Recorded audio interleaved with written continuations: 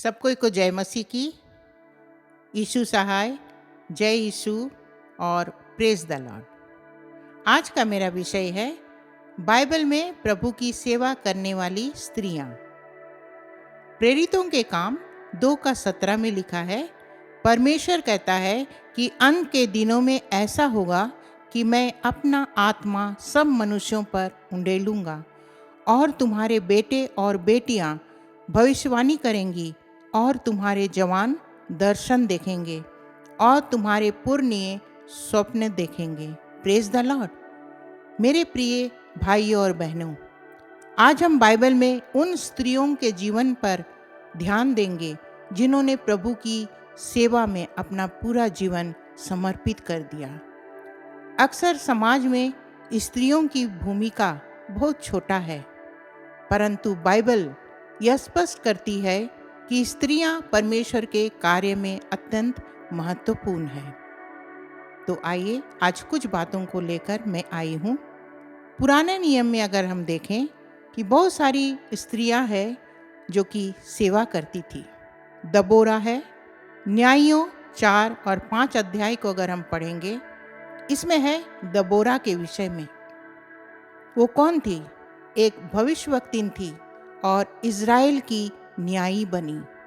परमेश्वर ने उसे नेतृत्व दिया और उसके द्वारा इज़राइल को विजयी होना पड़ा।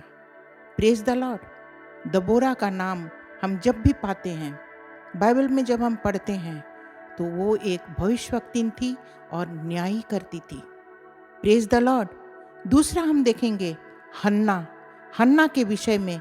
अगर पहला शमूएल उसका पहला अध्याय को अगर हम पढ़ेंगे, तो हन्ना के बारे में हम समझ सकते हैं कि वो उसका बेटा नहीं था, कोई संतान नहीं था, लेकिन परमेश्वर से गिड़गिड़ाई और परमेश्वर ने उसको एक संतान दिया जिसका नाम शामुएल रखा गया।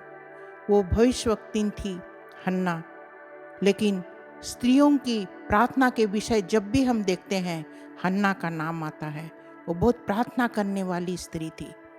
ऐसे स्त्रियां हमें भी प्रभु चाहता है कि हमारे जीवन में भी ऐसे प्रार्थना और विनती करने वाली बहनें जुड़ जाए। Praise the Lord. आगे हम देखते हैं पुराने नियम में एस्थर के बारे में। अगर एस्थर का पुस्तक को पढ़ेंगे तो उसमें एस्थर का वर्णन है। वो कैसे ऐसे जोखिम में वो कहती है, यदि मैं नाश हो गई तो हो गई, लेकिन अपने राज्य के लिए, अपने साम्राज्य के लिए उन्होंने सबको को कहा कि 3 दिन तक सब कोई उपवास रखो और तब मैं राजा के पास जाऊंगी। और वो उनकी बातें राजा ने सुनी। Praise the Lord. आज हमें और आपको इन सारी बहनों को देखकर, इन सारी स्त्रियों के बारे में जब हम सुनते हैं, तो हमें आज कैसे बनना है। इसी प्रकार हम नए नियम में भी बहुत सारी स्त्रियों के बारे में हम देखते हैं। पहला उदाहरण मरियम। वो कौन थी? यीशु की माता थी। लूका 1 में अगर हम पढ़ें तो उसमें इसका वर्णन है।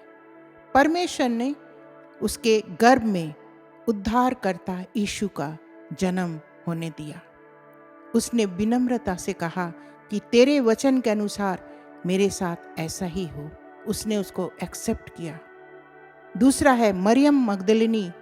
यूहन्ना 20:18 में उसका वर्णन हम पाते हैं। यीशु के पुनरुत्थान का पहला साक्षी बनी। उसने शिष्यों को जाकर ये शुभ समाचार बताया कि यीशु अब मुर्दों में से जी उठा है। ये कौन थी? पहली महिला थी जिन्होंने मुर्दे में से यीशु को जिंदा देखकर सबको को ये गवाही देना शुरू कर दिया। Praise the Lord. तीसरा हम देखेंगे मार्था और मरियम का उदाहरण।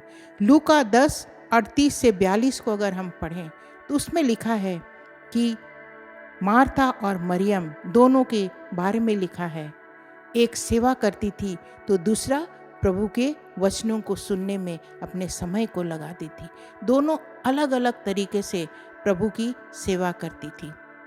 उसका वर्णन हम इन सारी अध्यायों को अगर हम पढ़ें तो निश्चय हमें प्रभु ब्लेसिंग से भर देगा। वो हमें आशीषित करेगा। आगे हम देखते हैं प्रिस्किल्ला। प्रेरितों के काम 18 अध्याय को अगर हम पढ़ें तो उसमें लिखा है कि अपने पति अक्विला के साथ मिलकर पौलुस के सेवकाई में सहयोग करती थी और अपुल्लोस को प्रभु का मार्ग और भी ठीक से समझाती थी। वो पति पत्नी थे और दोनों मिलकर प्रभु की सेवा करते थे।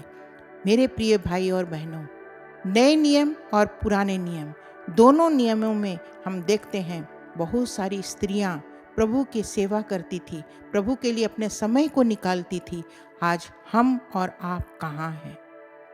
स्त्रियों की सेवा का महत्व क्या है?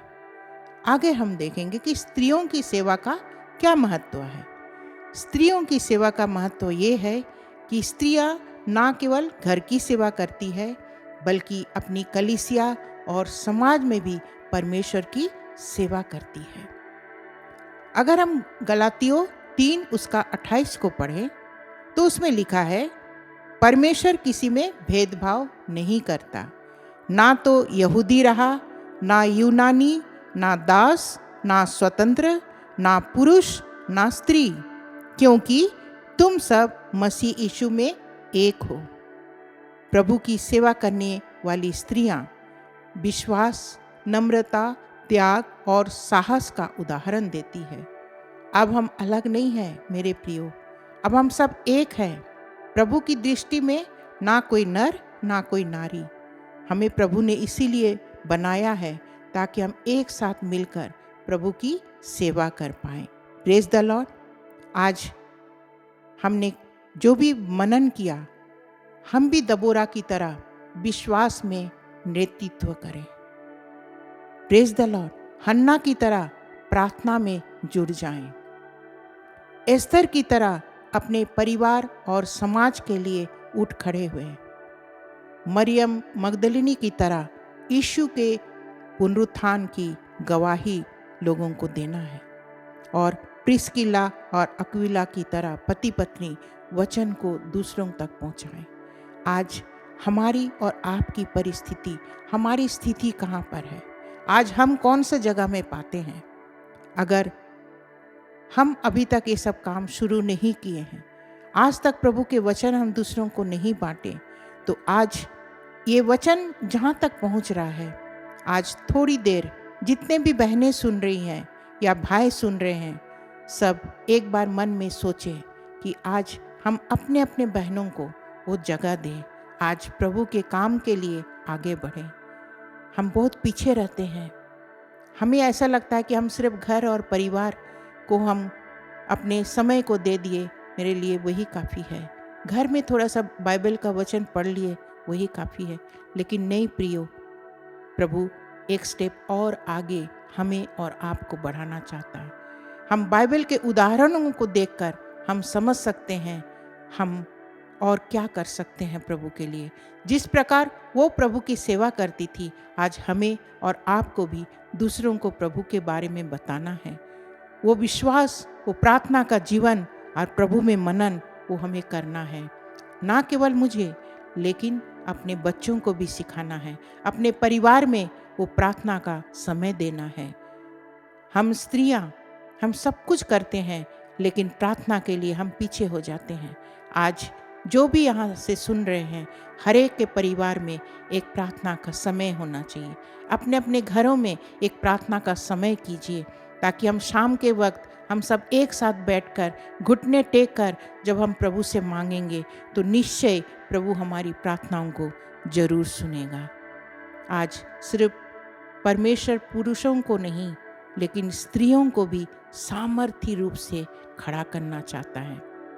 एक स्त्रियां किस तरह गवाही देती है। आज अपने आप को समर्पित कीजिए प्रभु के काम के लिए। आज पुराने नियम को हमने देखा, कैसी कैसी स्त्रियां सेवा करती थी। नए नियम में भी हमने देखा किस प्रकार पति पत्नी मिलकर किस तरह वो लोग सेवा करते थे। इन सारी बातों को देखकर आज हमें भी ठान लेना है कि आज के बाद हमें भी प्रभु के लिए आगे बढ़ना है। Praise the Lord. आइए, ये समय है, मैं प्रार्थना करना चाहती हूँ। अपनी अपनी आँखों को बंद करें। प्रभु हमसे और आपसे बात करना चाहता है। धन्यवाद धन्यवाद धन्यवाद प्रभु जी, इस समय के लिए प्रभु मैं धन्यवाद देती हूँ। प्रभु ये वचन को प्रभु तेरे हाथ में सौंप देती हूँ। ये ताया हुआ वचन आपका है प्रभु जी। हम मांगते हैं पिता परमेश्वर, आज जहाँ तक प्रभु जी मेरी आवाज़ पहुँचती है, आज जो कुछ भी प्रभु आपने हमें सिखाया प्रभु जी, कि हम बहनों को, हम स्त्रियों को हमें कैसा बनना है। हम सिर्फ सांसारिक बातों में ही ना चिंता करें, लेकिन प्रभु जी आज हमें आपके लिए जीना है। हमें ये समय जो मिला है, अपने सारा दिन का समय को निकाल कर हमें आपके लिए भी समय और निकालना है प्रभु, ताकि प्रभु हम कुछ समय आपके लिए खर्च होना चाहते हैं, आपके साथ संगति करना चाहते हैं। और जब हम एक साथ पारिवारिक रूप से बैठेंगे तो हम अपने बच्चों को भी वही शिक्षा दें, अपने परिवार में भी प्रभु हमारा ध्यान और मनन सिर्फ प्रार्थना रूपी जीवन होने पाए। प्रभु जी एक स्त्री घर को बनाती है और एक स्त्री ही घर को अपने हाथों से ढा देती है। पिता परमेश्वर हमें ऐसे स्त्री बना, ताकि हम प्रभु आपके विश्वास में अपने अपने परिवार को चला सके, अपने बच्चों को चला सके। और प्रभु जब हम घर को प्रभु आपके हाथ में सौंपेंगे तो निश्चय हमारा घर प्रभु फलवंत होने पाए प्रभु जी। प्रभु एक एक जन जो भी प्रभु प्रार्थना में प्रभु जी शरीक हुए हैं, एक एक के जीवन में प्रभु जी तू कार्य कर, एक एक के परिवार में तू कार्य कर। हर बहनों के लिए प्रभु मैं प्रार्थना मांगती हूँ, उनकी जो भी ज़रूरत है आज किसी और से ना कहें, बल्कि आपके सम्मुख घुटने टेक कर प्रार्थना में मांगे प्रभु। और निश्चय आप हम सबों की प्रार्थना को जरूर सुनेंगे प्रभु। इस समय को प्रभु आपने समय दिया और हम सब प्रभु प्रार्थना में रहे, इसके लिए प्रभु हम आपको कोटि कोटि धन्यवाद देते हैं। सारा आदर महिमा आपके धन्य चरणों में सौंपती हूँ और ये छोटी सी दिनहीन प्रार्थना यीशु के नाम से मांगती हूँ। दया करके सुने और स्वर्गराज में ग्रहण करें। आमीन आमीन। सबको को जय मसीह की। धन्यवाद।